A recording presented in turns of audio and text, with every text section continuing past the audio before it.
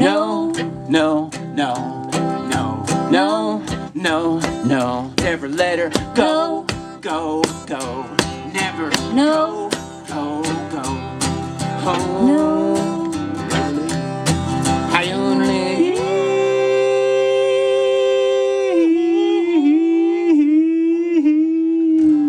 People ask me what happened to her. I said, I don't know. I think it was a Hank 3 show. I think she left with Shelton Williams.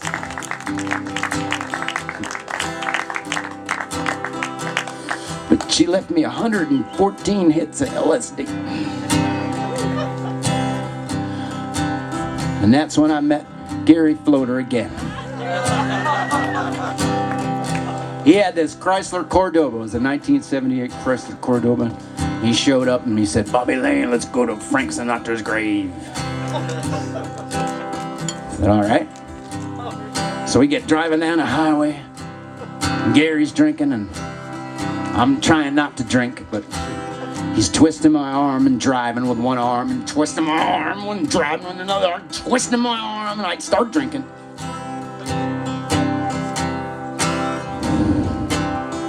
And I say, you know where Frank Sinatra is buried, Gary?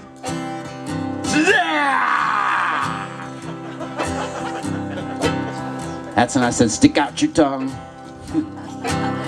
And I gave him a couple hits of Metallica acid. And this was triple strength. This was the Cliff Burton acid. And we got over the border in New Jersey.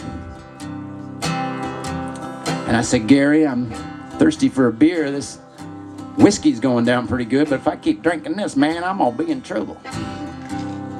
So we pulled off to this little roadside bar, and it was 3 o'clock in the afternoon. This place was packed. We walked inside, and there was this big old cowboy just creating a ruckus, as they say up there. And the cowboy took the acid. The cowboy took the acid. The cowboy took the acid and went into space.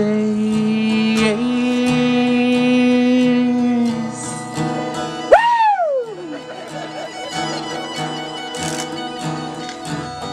He started roping imaginary things. He started spinning like a windmill. He started drinking everybody's drinks. We thought they might have to kill him. So being the kind-hearted folks we were, me and Gary got the cowboy out of there just before all hell broke loose. And I grabbed the cowboy by the left forearm, and he grabbed the cowboy by the right forearm, and we let him back out into the parking lot. And he had these Ford keys hanging out his back pocket, and I grabbed the Ford keys, and sure enough, the first pickup truck I put them in, up popped the lock. So me and Gary got in the pickup and got the cowboy in the middle. Cowboy's riding bitch seat, and I'm riding shotgun, and Gary's driving. And we start driving down the road. I said, man, Gary, I think this is kind of kidnapping. He says, oh, hell, we'll wash his truck. So we pull into this car wash. And it's Mario's car wash. And Mario's out in the front. He's got these orange coveralls on. And he's like, okay, a little bit to the left, a little bit to the right. Okay, put it in neutral. So we put it in neutral, and away we went. Into the car wash. And the water's coming down. I'm thinking, this is some of the craziest shit I've ever been involved in. And Gary says, hey, you want to really freak him out? We'll shake him and we'll wake him. And we'll start screaming and he'll think we're in the river or something. I said, all right. So I'm looking at the cowboy's car. And just then John Lee Hooker pops in on the 8-track. And the water's coming down. I'm looking at Gary like, now, Gary, now. He's like, no, wait a minute. Boogie chillin'.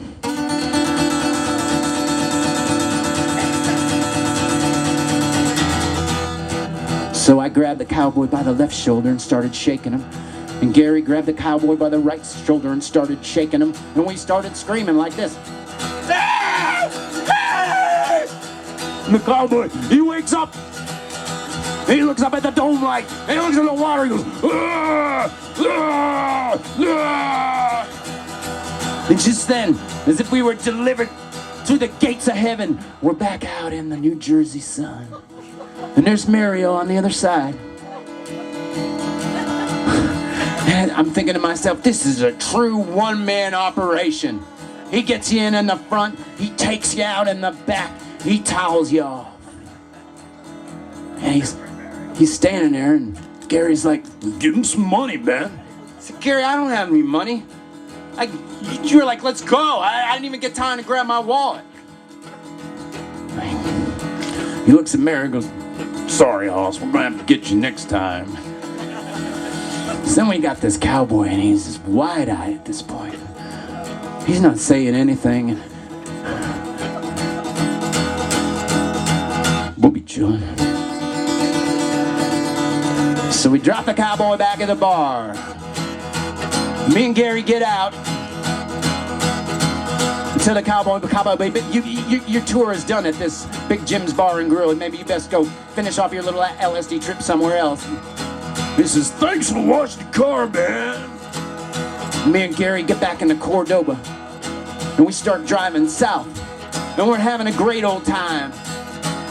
And we're singing songs and making up new songs and righting all our wrongs from the past and thinking up stuff. And he's just like my big brother, and I'm just like his little brother, and I'm like Beaver. He's like Eddie.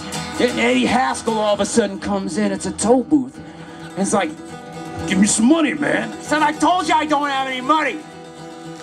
And he looks at the toll guy, and he grabs my Yamaha guitar from the back seat, and he goes, we got livestock. We got livestock, we got cows, we got pigs, we got sheep, we got mules, we got all livestock. And the man looks at us, he says, well, you're all right then. You don't have to pay no toll. You can just go right on through. So we started picking up a little bit of speed, picking up a little bit of steam. And just then Gary, he sticks his head out the window and goes, well, fooled you, I fooled you. We got drugs, we got liquor, we got drugs, we got liquor, we got all.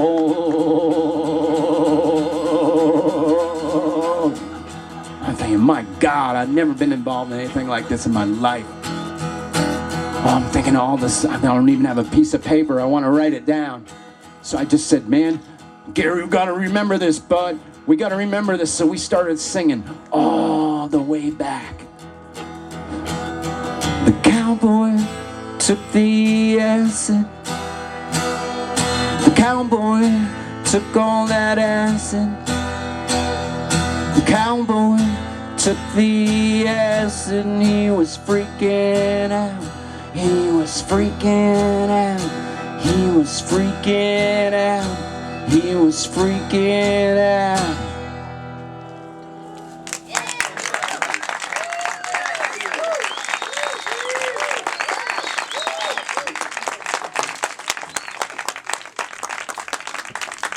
The Weedhawks, folks.